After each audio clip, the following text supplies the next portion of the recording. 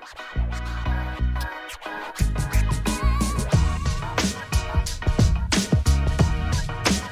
guys, it's been a while. We're back and we're here to talk about the off season that's about to occur, expansion draft, everything that's going on with the trades. We'll talk about it, summarize it a bit, and give our thoughts and opinions on it. Um, Especially for at least what protecting for protection and acquiring McCann, leaving him exposed. We're gonna talk about the goalie situation and possible left winger options for the Toronto Maple Leafs. So where do you guys want to start? You guys want to start with the expansion list, or do you guys want to start with the goaltender option, or you guys want to start with How about McCann? how about we talk about how we feel about the Leafs after a nice Yeah, that's good. hiatus? Yeah. Who wants to go first at it? You go ahead, Jiskar, and let us know your thoughts on the Leafs and your fandom. To be honest, I'm still upset by the choking, but at the end of the day, we'll always be here. I was talking to my friend, um, as he's a big Leafs fan too. He spends a lot of time following them. Like it's not like anything over, but we've been through 4-1 Game 7 choke. We've been through Game 7 heartbreaks three or four straight years in a row. At the end of the day, if you're here, you're still here. If you're not, it's not changing anything. It's not gonna be whatever happened. The 3-1 series leads, it's basically like a heroin addict getting away from heroin. It's gonna be really really hard, right? And that's the same thing with Leafs. It's the same thing with me, especially because I spend a lot of my time following them, like prospects wise. Like I follow the coaching.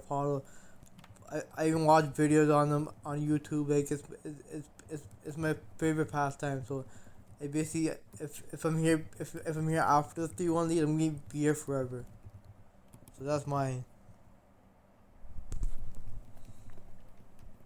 Yeah, I don't know. Like for me, to be honest, I feel like taking a nice break from going on Twitter. Like I feel like like now again, and then back when like the season was on, I would go on Twitter like almost as much as I would go on Instagram and just scroll for a couple minutes, see the news and stuff. And I feel like taking a break from going on like the Athletic or going on like the Leafs subreddit or going on like Leafs Twitter and like just taking a break, not thinking about the Leafs for like a good month and a half. I feel like it kind of like I don't know how to say this. I feel like it kind of simmered my emotions, you could say, because I feel like emotions were pretty high after that 3-1 series lead, but I don't know. I feel like it let me like kind of go back to a more rational approach to looking at the team again versus like an emotional approach. And like the meme I sent in the group, I'm ready to get hurt again. Well said. Well said. I'm pretty sure you send that meme every year.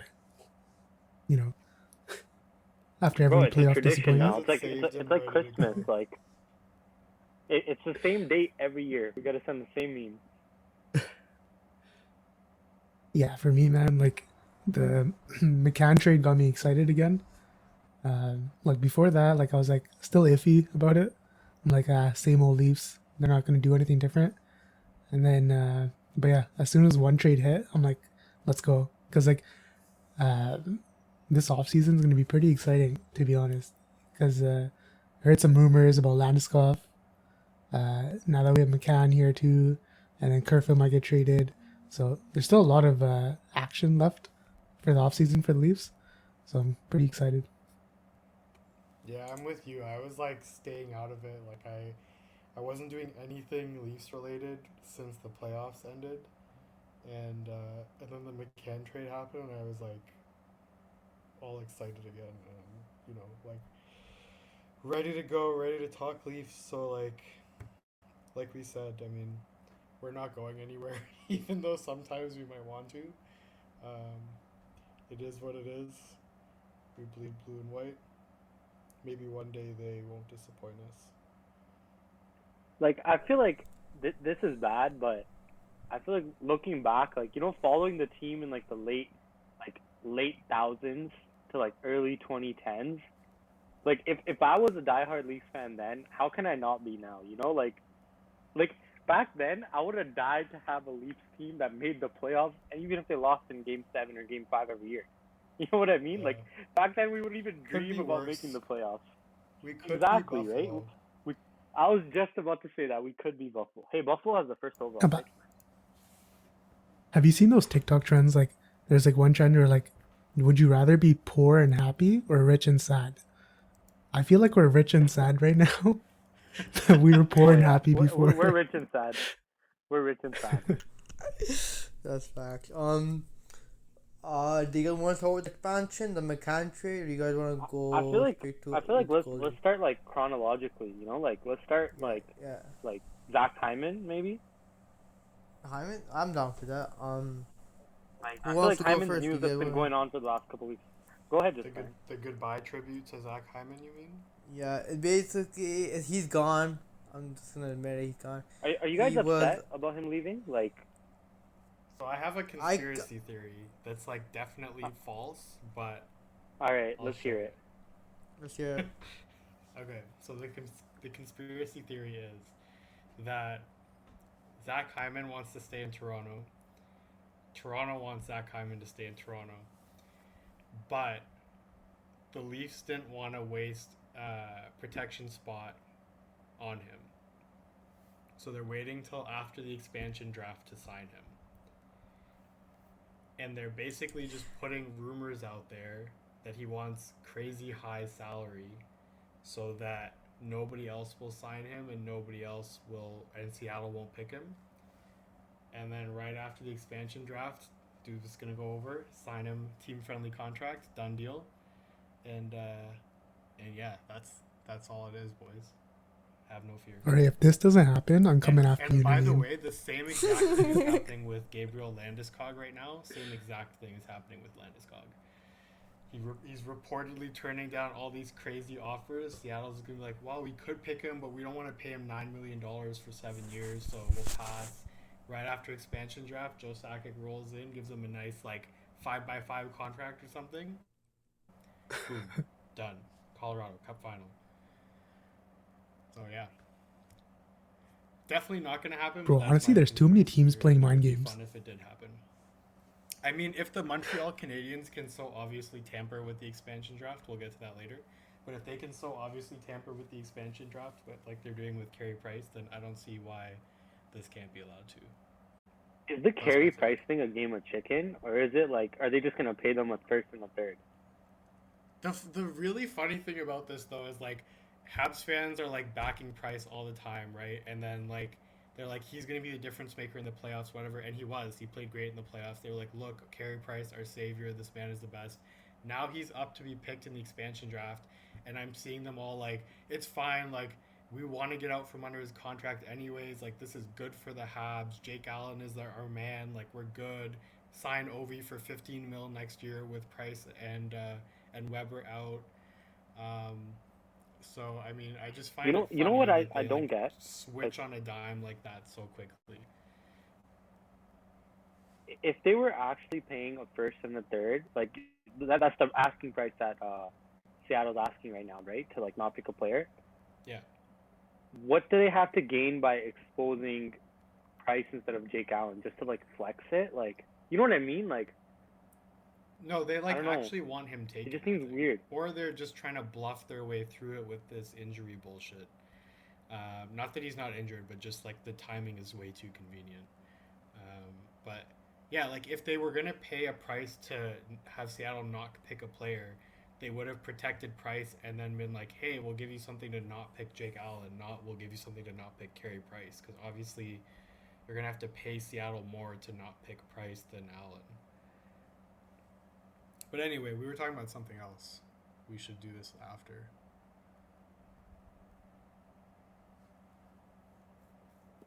I don't know, man. But like Zach Hyman, like I feel like we can dream that Nadim's conspiracy theory is true. It's coming true. To be honest, now I'm gonna be disappointed if it's not true, because you just planted that seed in my head. But that's something we gotta else. start the season off with some disappointment, you know. Oh yeah, for sure. Okay, here's my Just question to train you guys. ourselves. Okay, let's say Marner wasn't overpaid and okay, Matthews' contract is worth it. Nylander's contract's worth it. Tavares Yeah. is a slight overpay, but I feel like you couldn't get Tavares for less.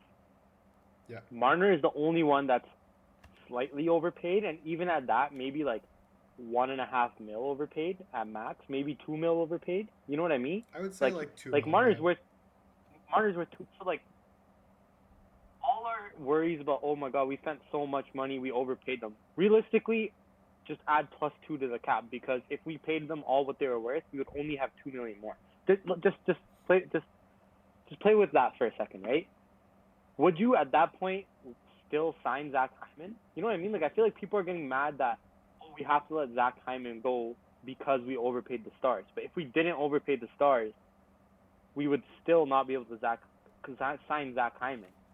Yeah, it would You know still what I be mean? a Like, terrible decision. Like it's the Zach Hyman thing is like a lose-lose situation in my mind. It's like either you overpay him and keep him and like you're happy for the next 2 3 years, but then he starts to decline and you regret it, or you lose him now and it sucks to lose him, but then 2 3 years down the road you're happy that you didn't sign him. So I mean, I think it's the smart decision to let him walk with the term and money that he's asking for, unless my conspiracy theory it does come true. But I mean, it's obviously going to suck. But I do think it's the like right decision in terms of like asset management and like the future of the team and stuff like that. And to your point, I think you're right. Even if we had $2 more million to spend, I don't think it would have made the difference. Like it still wouldn't have made sense to sign him for that kind of money. That being said, like maybe you can use that 2 million to get um, a better top six winger, or you can use it to upgrade the goaltending or like get a really good goalie for Campbell. Dubas might still be able to do that. or Dougie You could use Hamilton. it to like re-sign Riley next year or to get Dougie Hamilton this year. So like I do see why that 2 million comes into play on the Marner overpay, but also like it's not really anybody's fault because nobody saw the pandemic coming. Like the cap was supposed to go up. There's a new TV deal in place, so like it's nobody's fault. It's just circumstance, and it's like unfortunate that the timing happened in this way. Um, but like yeah, I don't really blame anybody for it. Nobody could have seen this coming. So like, if Hyman doesn't re-sign, who replaces him in the top six? I feel like you got to give it to Nick Robertson, no? Yeah. Like, Yeah, but like, isn't that a at this completely point, different you style got to of give, play? but maybe that's the style of play that works. Like, maybe So this Nick gets Robertson into comes like in the and lights it up. expansion conversation a little bit in my mind, because like What do you mean to them? With Jared McCann? so yeah, so like I know that like before we saw the Leafs list, I had said like I think they're gonna go 4-4-1 and like leave Kerfoot and McCann unprotected, but I still feel like it would have been, and we don't know what Dubas is planning, so like maybe we'll all be like, oh, we were dumb kind of thing, but I feel like it would have been maybe better for like the forward group if we went 7-3-1. You protect Kerfoot and McCann, and then you have McCann playing in your top six on the wing, and Kerfoot on center, and then you have like whoever else, whether it be Mikheyev or Robertson or insert new guy here kind of thing on the other line in the top six. But the way it is now, we don't really have another option. Like there's somebody's gonna have to come up from free agency or trade something if one of McCann or Kerfoot is taken.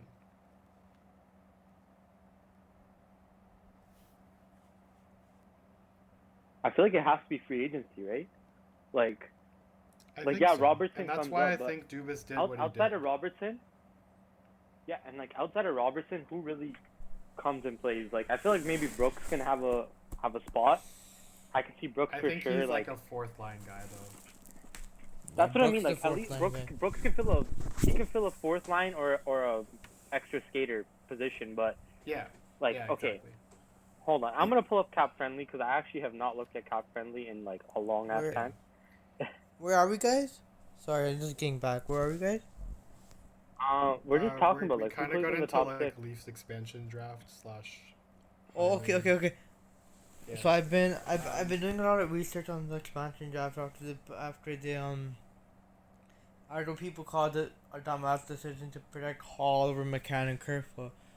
Um, so I've been doing a little bit of research, watching some videos, listening to the analysts, and what they think is the fact that the Leafs haven't produced a good enough defenseman to protect to let go of Hall has a lot to do with why they protected Hall. So they don't have a replacement, and having a $2 million top four defenseman is much more easier to have a cap like they're in a cap hell, not cap hell, but like they're in a tight cap situation, right?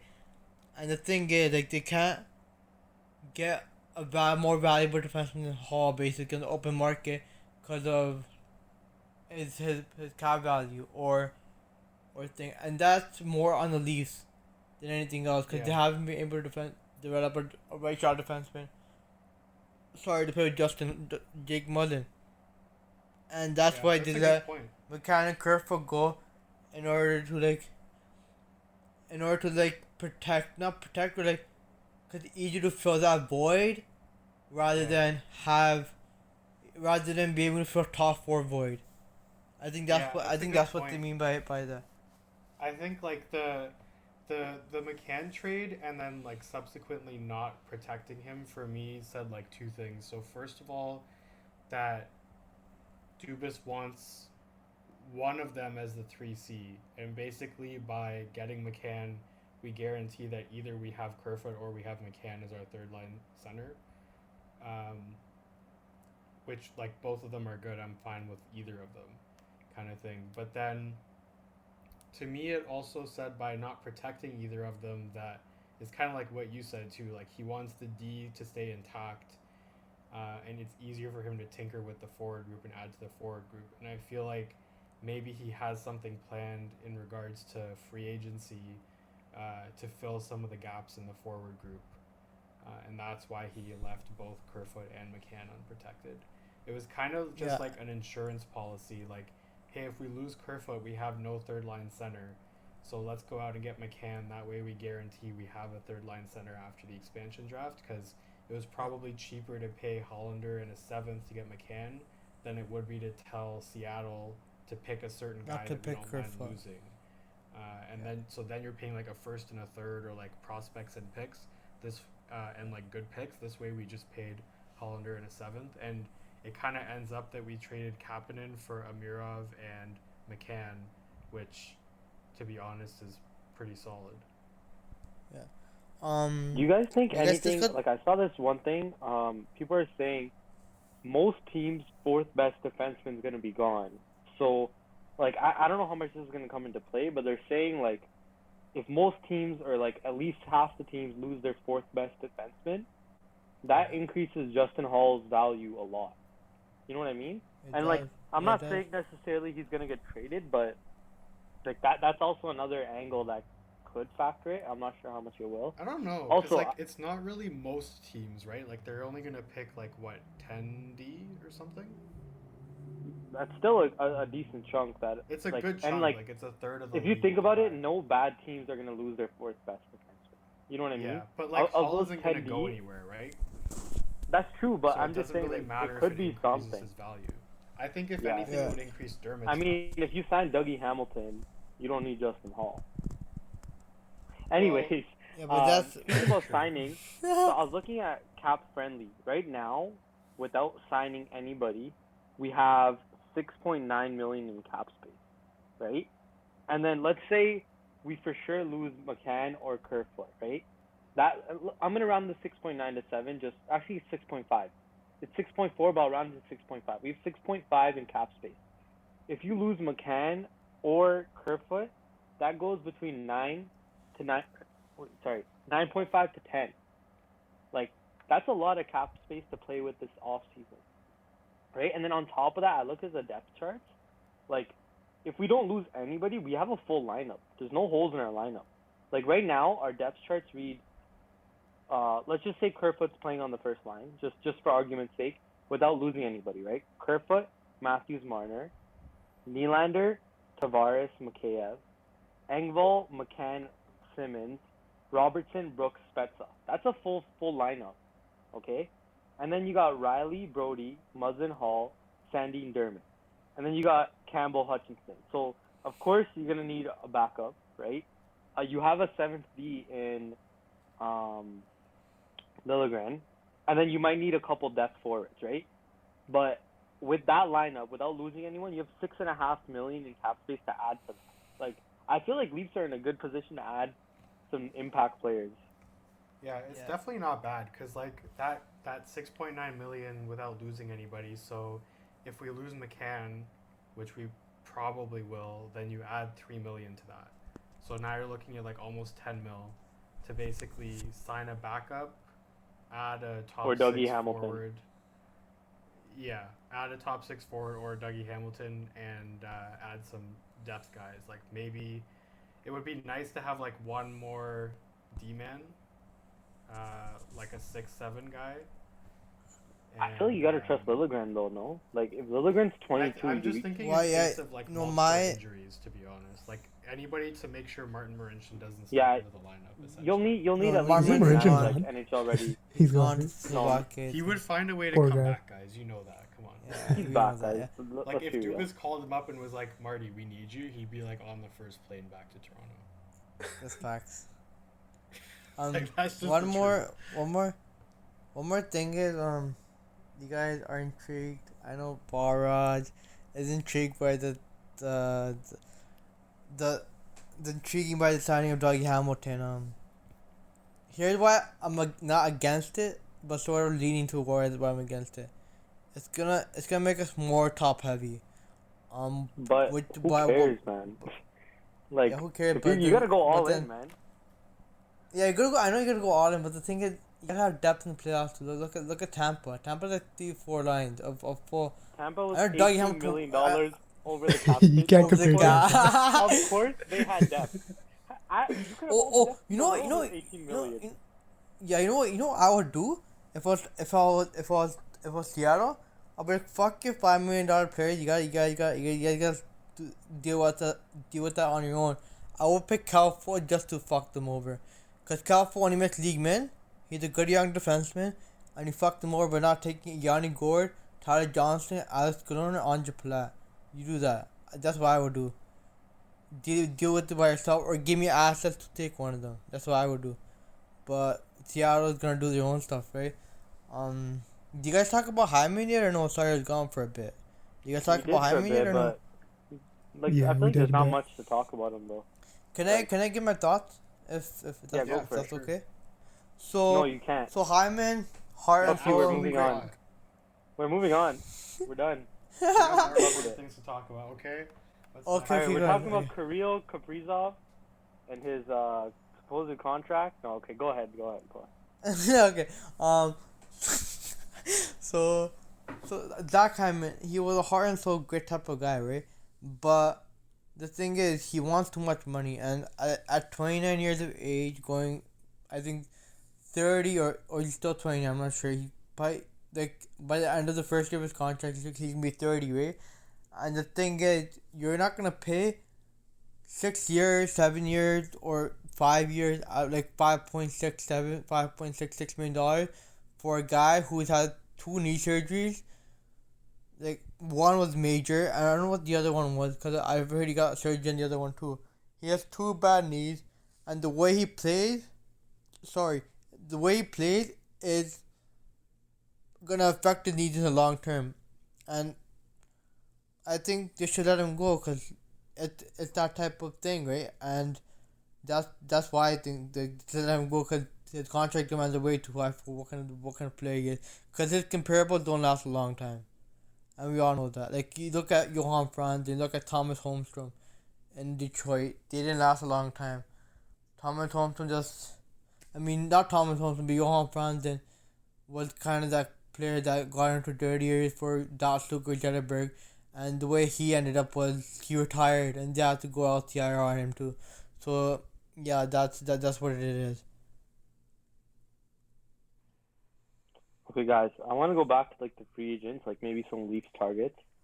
I know this is looking a little bit too far in the future, but there's a lot of free agents that the Leafs could sign, eh? Like we're talking about having like 9 to 10 mil. Like of course I joke Dougie Hamilton, but looking at Yeah. forwards, like 1 year or maybe even 2 years of David Krejci, like that's a possibility. Yes, a Who else was possibility. I looking at? That's like How old is David he? Isn't Krejci he would be like 38 perfect. or something? He's He's 35. 35, isn't he? Like he Oh, he that's not has that bad. for he is almost guaranteed one more good year. Two is a stretch, and I feel like if you want to lower the cap hit, you'd have to do two. But Yeah, my problem with guys like that though is they look really good, he and then had they 44 immediately points look bad. in 50 games. I know, 44 and points in 50 games. I think you're probably right. Like I think he probably does have at least one more good year, but I feel Yeah. like with guys like that, you never see it coming. Like it's always like Yeah, like just all of a you sudden, you oh, they suck this year.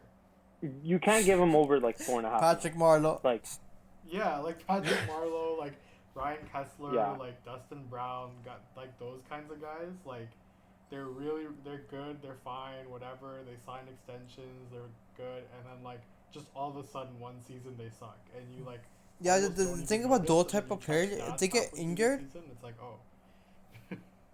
yeah. If he gets injured, he's done. But yeah, okay, that's what I think. Yeah.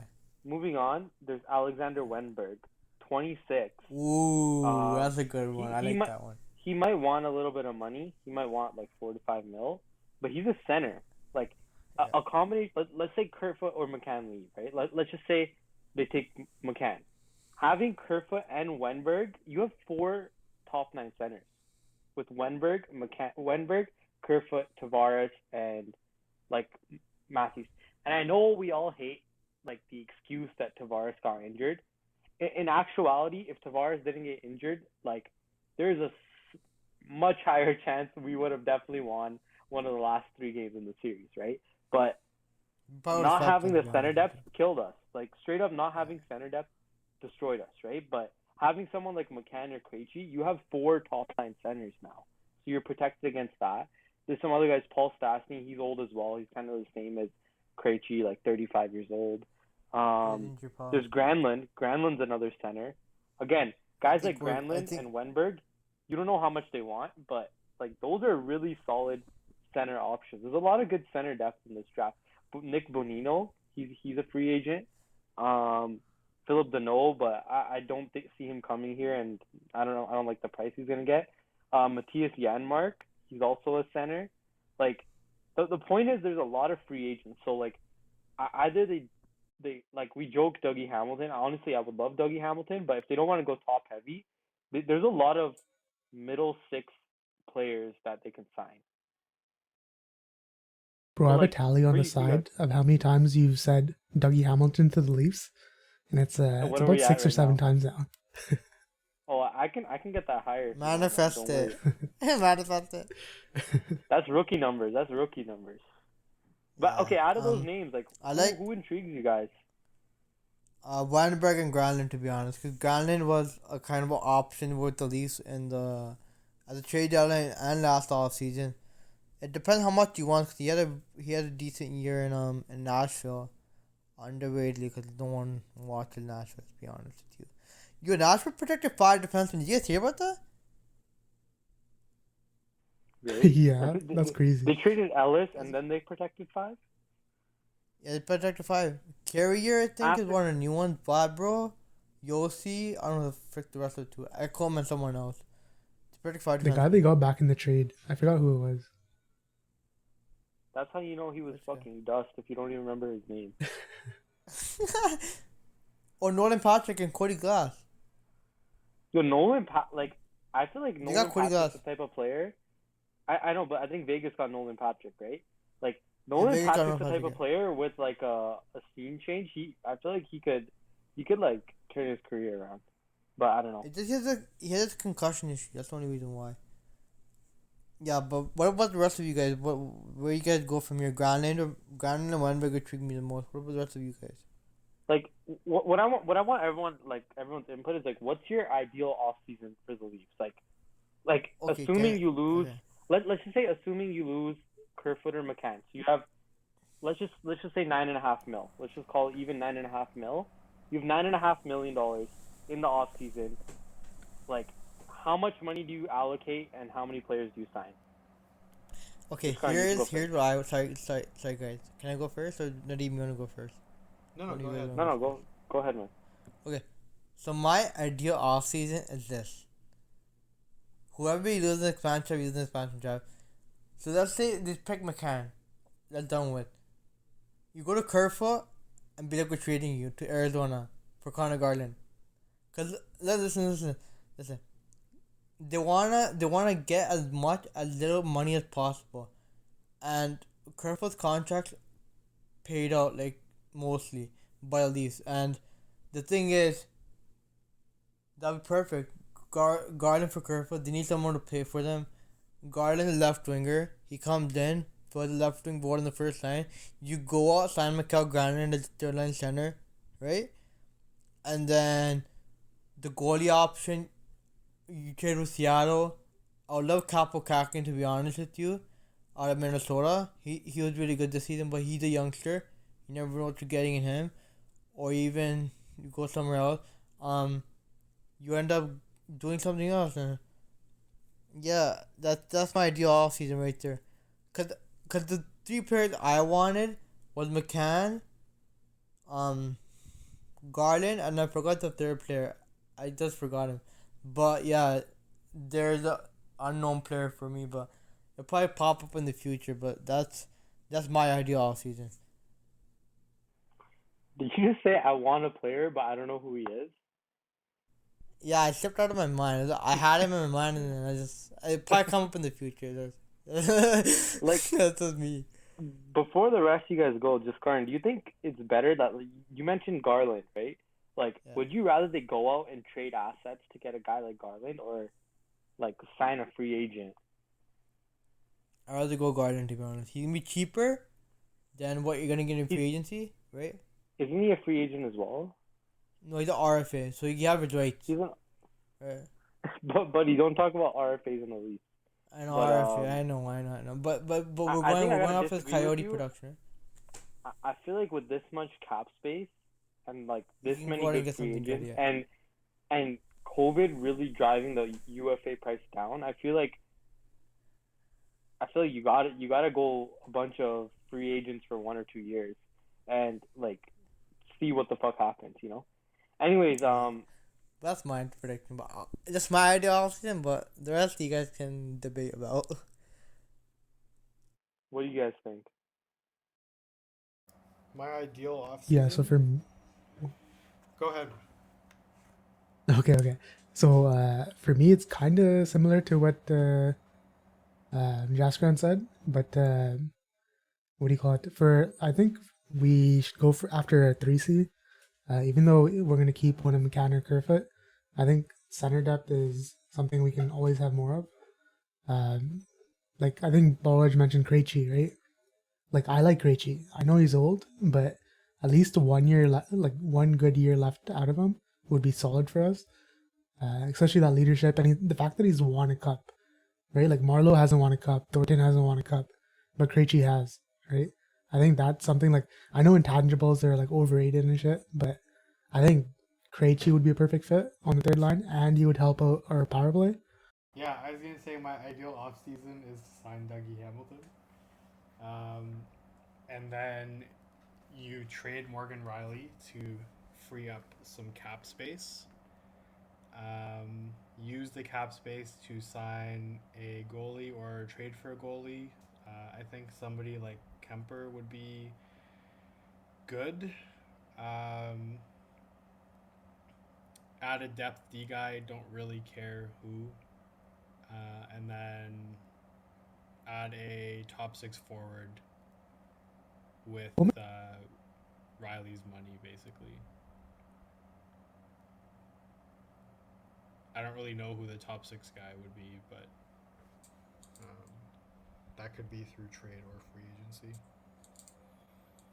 I think Hamilton makes a big difference on the Leafs. Like I think he completely changes the power play and actually, makes it good. And he gives you kind of like cost certainty on D for the next few years because you have him, Brody, and Muzzin all signed with term. You don't have to worry about re-signing Riley next year, and we also don't have to worry about losing Riley for nothing at the end of the year if we can't re-sign him. So, yeah, that's what I would say. To be I feel like, honest, I know the depth I goalie is probably the most important thing, because like as much as Campbell had a great year, I feel like, and I don't know if this is still the Leafs fan in me, but I feel like the sample size is still too small. Like he had a great regular 100%. season. He had a fantastic playoffs. Like honestly, he played better than Carey Price in the first round. He let in a couple of soft ones in the last few games, but we But also played like shit in the last few that's what I'm games. So saying. like the losses are If not there was on him. offense, that's what I mean. If there was offense, it doesn't matter the way he played. Yeah. He played good enough to win a series, which is all you Yeah. can ask. Yeah, But, like he let in some like- soft ones, but he also made some really good saves at the same time. Yeah. At the same time, I don't think we need to go out and get a starter. Like people are saying, is it Darcy Kemper in Arizona? Yeah. Yeah. Yeah. Primary Like Darcy target? Kemper's a starting goalie. You know what I mean? Like, do we really need two starting goalies, or do we need like a 1B, someone who I can feel like, yeah, like we don't need someone like it's just risky because again, like why are you gonna allocate so much of your like we already have cap troubles, right? We're talking about this $9.5 million we have. If you're gonna sign someone who's a starter, you're looking at like $3.5 to $5 million easily. Like so for me, Kemper anyone isn't who's a a proven starter just because of all his injury problems. But how much is Kemper gonna want? Like, is he signed already? Sorry, like I'm I think pretty rusty he's on. under contract still, and it's like 4.5. 4.5 for 1 year. Sorry, 4.5 for 1 year. Unless they retain at least half, there's no way I want Kemper. No fucking way. You can take half of the cap space. We somehow magically have $9.5 million, and you're gonna take away almost half of it. But on here's Darcy my Kemper. question. Yeah, I gotta agree with that. Say we come out the gate and Campbell gets injured long term, or say we come out of the gate and Campbell just doesn't have it this year and he can't find his game again, and he plays essentially like a backup would and not like a starter would. If we don't have honestly, another at that legitimate point, option, we're kind of screwed. You need to fire everyone that evaluates goaltending in the Leafs organization and rehire new people, because all these other teams manage to find goalies out of nowhere, but the Leafs can try every fucking goalie in the league and no one works. You know what I mean? Like I'm not saying sign like a shitty backup, but sign a 1B that's under $3 million. Like I feel like it's not impossible. Yeah, that's fair. Yeah, sorry, I have a theory on that as to why like goalies don't work out here, or they don't. So listening to a Maple Leaf Hostel by Anthony Petrielli and Ian Tulloch, they had I think Kevin Woodley on. He's like a goalie specialist. So the way they look at it, he follows goalie stats. He knows what he's talking about. So he was saying that like the Leafs defense has improved like really good, right? Like it's been really good, and the quality of shots has gone down. Like he was saying during the 11-game win streak where Campbell had 11 straight wins, he was like he was average. He was above average. Like he made like 1-2 good saves, but he never stole a game in the 11-game series.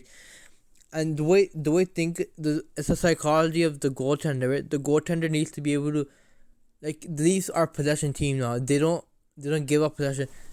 And for a goalie mentality, he needs to have that mentality where like I gotta stay in the game, because a goalie get away from the game if they don't face a shot for a long while. Like you see Pekka Rinne, he faced a lot of shots, and that's what got him into the game.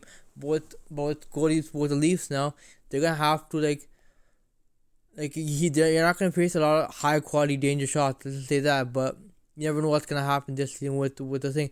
But it's a goalie mentality. Like you gotta have to face low quality shots and be able to warm up with those. You can't be able to face a breakaway. You can't be able to face a breakaway every so often, and you gotta be prepared for those. And that's kind of the way I think of it. Getting a goaltender who hasn't faced as much shots. Look at Andrei Vasilevsky. He didn't face like high quality shots, like high quality shots. He used to back in like 2016, 2017, 2018, but 2019 like they got swept. And then 2020 like he faced like low quality shots, and that's the mentality he had to change. That he's facing low quality shots, and he gotta be ready for those. And it's not easy. We say it's easy to go low quality shots, but it's not easier. It's easier said than done. You gotta change your mentality thing. I gotta be prepared to make a save, like good save, like every so often, not as often as a goalie should be. I don't know if that makes sense, but yeah. Yeah, Makes but sense. it makes sense. I think they gotta just commit to Jack Campbell and like sign two 1Bs. You know what I mean? I feel like right now with the amount of goalies there are, like if I sort by games played, free agent wise, there's 25 goalies that played at least 12 games. 25 goalies that played at least 12 games. Like 12 games in a 54 game season. Like that means there's 12 goalies that were like at least I would say 1B level or like just above a backup level, right? And I feel like why can't you get two of those guys for 3 mil total? You don't I'm looking at the like I list, and like I agree with you. there's a Like good amount of we names. we should go after 1B guys to back up Campbell, Yeah, right? like going Like after another yeah. 1A, like you're gonna blow your cap, and then we're gonna have the same problem. No forward depth. The defense is gonna be the same, which is not a problem, but no forward depth. Yeah, the goalie I would go after is Gorgiev and New York Rangers. I've been a big fan of him, but that's gonna be high. That's Assets, gonna be man. yeah, it's gonna be I don't know. It's gonna be high asking price, and I One of don't your know. top four prospects are gone if you want Georgia. I Hundred don't think percent. so. No, I don't think so. Do There's you no put way. any concern into after this season? Because isn't Campbell's contract up after next year? Yeah, it has 1 year So left. This is last year. what about the fact that after this season we don't have a goalie? We got 5 million more cap space next year. Casper Next is like Honestly, season we need a I can't goalie. see We need to Campbell asking re-sign for much. Riley. yeah. Like I Yeah, can see asking there's for a lot to 2 3 do. mil. That's it. He makes like one like point five. No. I feel like even if Campbell has another great season, I don't think he's getting more than 4. I No, feel like he's goalies are not making a lot anymore. his sample size is too small. I mean, Like yeah, sample size is out too of small. all the free agent goalies, who's gonna make the most? Like Grubar. maybe Grubauer might make 6. Markstrom made 6 last year, and so did Matt Murray. Matt That's what Murray's I'm ass saying. though. Like I think Campbell can have a great season, and he will not make Grubauer, Markstrom money. No, So, never, man. That Unless we go on a like, playoff run and he does well. oh, if we go on a playoff run, fucking sign them all, bro. I don't give a fuck. Give Riley an I didn't $8 say how long million the playoff contract. run was. It could just be 7 games. Hey, I 2 feel like we rounds, said this in the last podcast. 2 rounds, and sign or in the them podcast for before the 10 playoffs years. ended. 2 rounds in the Stanley Cup final. guys, I know a lot of guys like they want to trade Riley away, but you're gonna have to. I don't think he's gonna be able. I don't think he'll be able to afford his net contract. No, That's what I I think, agree. but I think you should trade Riley. I think it's But support. my whole Yeah. thing is, if they wanted to trade Riley, they would have traded him before the expansion draft. No, they want to resign him, right? So what I think Yeah, someone I don't know if I reported. agree with that. I think the Brown reported was that they might look into trading him after, like they're gonna wait until August with the agent after expansion, after everything calms down. They're gonna try negotiating a new contract with him, right? And to be honest, I think he doesn't fit in the squad anymore. That's my opinion, but that's because How much? Sandin's coming, How right? much would you Sandin is on resign his him way, for? right? Sandin's our top If four. he was, Sandin's our top. Yes, Sandin's our top four right now. But in the future, you give Roddy 6 7 years, right? Let's see, you give him 6 7 years. Where's Sandin gonna go? Muzzins are gonna be there. Sandin gonna stay in the bottom 6, right? I mean, it's like top 6 or the 6th, 7th, or the 5th, 6th defenseman, right? And where's Roddy gonna go? Roddy can't quarterback a power play anymore. Let's just say that, cause he can't shoot from the point. I'm gonna be 100% true with this. He can't shoot from the point. He's not a threat on the power play, right? And That's why I'm saying Dougie Hamilton, trade Riley. Yeah, that's Yeah, you gotta perfect. trade Riley. Yeah, you gotta trade Riley, and I know Harmon doesn't agree with this. I think he's one of the like, I don't know if you guys read the chat, but he's like, he's not here. I don't like, he's disconnected, but he said that he's a second tier defenseman.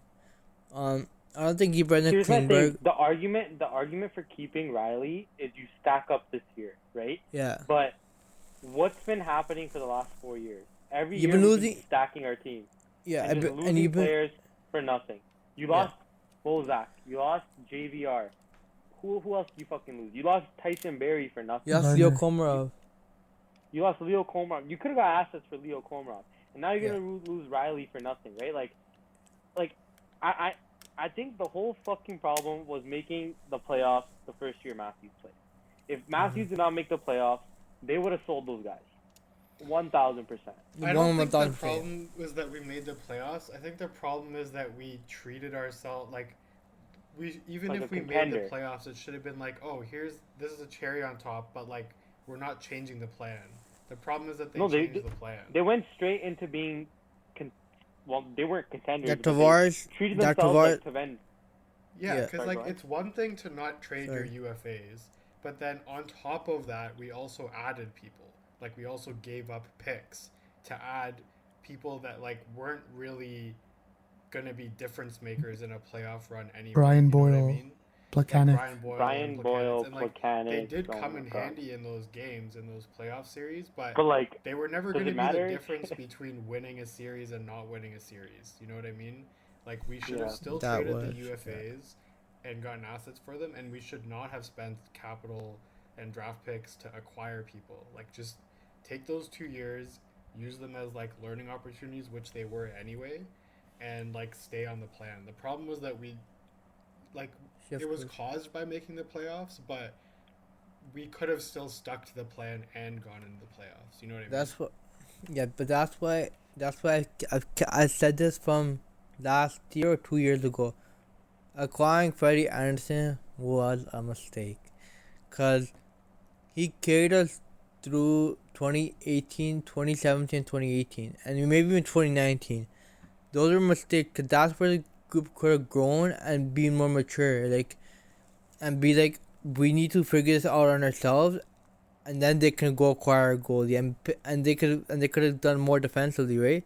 Helping them more defensively, like, and I think like acquiring, like I've said it again and again, like Freddie Anderson was a mistake, but you can't go back and you can't go back in a time machine and be like, you can't trade for him. Like they traded for him, we were happy, we were in the playoffs, we were fat and happy, and like that's what it was. But if he didn't carry us through those like playoff exits, first round exits, we wouldn't be here talking about how we can improve more and more and more and more. Because the thing with Freddie Anderson, he wasn't great in the playoffs. He was great, but he couldn't carry us through like what we needed out of him, and that's what kind of like drove momentum down. Like that's where the slope kept on going down and down and down, and the first time I kept going over and over again, and the player mentality in Game 7 kept on going, here it comes again,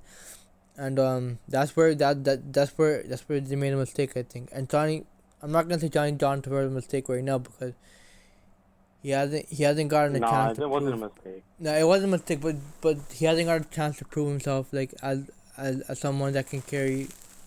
He hasn't proven himself yet, but I Like, think he what will. was this? Was this his third season? Yeah, third season, Yeah. yeah. Okay, he signed in first 2018. season, he went against One the Stack- pandemic season, yeah. Second That's season what I'm basically. saying. First season, he went against a stacked Boston team, right? Like, I feel like And he was shutting, and Say he what you was a want. shutdown center too. That made no sense. that's what Sorry. I'm saying. Like, a stacked Boston team. I feel like that team outside of the top four was not that good. And then, like, that was after JVR and Bozak were gone, right? So I feel like that was probably their worst year. After, I think that might have been the weakest team, to be honest. Like, that first year they had a lot of depth. The second year with Tavares, I feel like JVR, Bozak were gone. There was no depth. And then, I'm confusing it. Anyways, my point is he played 3 seasons. His first was against a stacked Boston team. His second was in a fucking pandemic. and then his third he got injured. So I feel like there's a lot more John Tavares has to give. But okay, guys, I gotta leave soon. I don't know if you guys want to wrap up, but I have one non-Leafs topic if you guys are for it. Yeah, go ahead. Okay, and I think I saw Jaskaran mention this in the other like our fantasy hockey chat. What do you guys think about all these non-Leaf stars demanding money now? Miko, like Kura Heiskanen wants like Kaprizov? Kirill Kaprizov. Heiskanen got what, like 8.8. Landeskog, of course, unless Nadim's crazy theory comes true, he wants It's 9 mil. Like, you know what it is? I feel like the Leafs. Oh fuck, that was a loud noise. I'll edit that out. You know what it is? The Leafs set the trend, right? Like, I feel like before the Leafs signed their like RFAs, like the league was it was a hockey league. And I feel like basketball and the Leafs young players have changed the mindset of all these young players. Like, and I can see this league and like going. We said it all season. We wish the NHL was more like the NBA, and I feel like we should not complain about these young players wanting money because that's exactly what the NBA is, and that's what makes the NBA entertaining. Is the drama, the big contracts, the movement, all that stuff. And I feel like that's what the hockey's heading towards. So like personally, I love it. I love that these kids are. I call them kids. Again, I say this every podcast. I call them kids, but they're all our age. I love how these kids are going out there and they're getting paid. They deserve it. They've been working their whole lives. Why not take advantage of it? You never know. You never know. Like taking $2 or $3 million less a season is a lot of fucking money. Like I know, and like It doesn't sound like a saying, lot, what's but the it is. difference between $5 and $7 million? $2 million a year. Like that's a lot of fucking money. If I was in their shoes, why would I not want to get paid as much as I can? Why would I not want to get paid what I'm worth, right? It's What the do you guys think management's about fault it? for giving it to them, to be honest. Not being stubborn enough, but that's what the league's trending, right? Toward younger players getting younger stars getting paid to, right? So But look, I It's just good for the wish league. that it didn't start with the Leafs. yeah, Because, like, everything it's always like, everything I always wish that too, revolves but around these. Sorry, go ahead, Tanika. oh Sorry. no, but like, yeah, like going back to Baller's point, like, aside from like the young players like signing for more now, like another cool thing is like the fact that like players like Price, Giordano, Weber, Landeskov, all these guys are getting left exposed.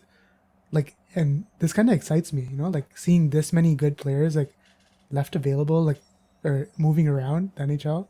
Because like when you look at the NBA, like every offseason, you have a shit ton of players like moving around. With the NHL, it's not like that, right? Like it's always like the depth options that are moving around. So like this year is like one of the first off seasons that I'm really excited about. Like where does Landeskog dude, land? Where does Price even this land? You've got even this Jack Eichel, week right? leading up, yeah, Jack Yeah. Eichel, like even this week leading up, or like what was it, Saturday during the day, like that was crazy too, man. Or was it Sunday with all the A trades? Saturday, One a of the two Saturday. days. My phone Didn't went bing, Saturday, bing, bing, yeah. bing. like like Ryan Ellis 3-way trade, Nolan Patrick, Cody Glass. Like I know Cody Glass and Nolan Patrick haven't had great careers, but they're still young players who have potential. You know what I mean? Like that was a huge trade, and like I'm not used to seeing that even on like an expansion day. But like you're not used to seeing blockbuster deals like that happen in the NHL, and I feel like you're gonna see a lot more of that moving forward. Yeah, man. I hope so, cause this league needs. Cause ESPN's coming into the fold too, and ESPN probably gonna be like, you guys need to step your shit up, or else it's gonna be a long, 6 years, 6 7 years. I don't know how long they got the rights for. They have to be on main TV. They can't be on like ESPN 2 or 3. So that's gonna conclude it for us. We'll probably be back next week or next week, depending on how the free agency goes or if there's any big transaction with the Leafs or even overall.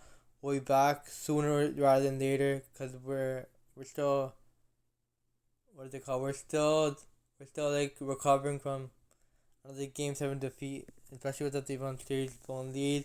Um, but yeah, we'll be back. Follow us on Twitter at Parade Parenthood Podcast. Follow us on Instagram at Parade Parenthood Podcast. And we'll see you guys all later. Peace out. Bye.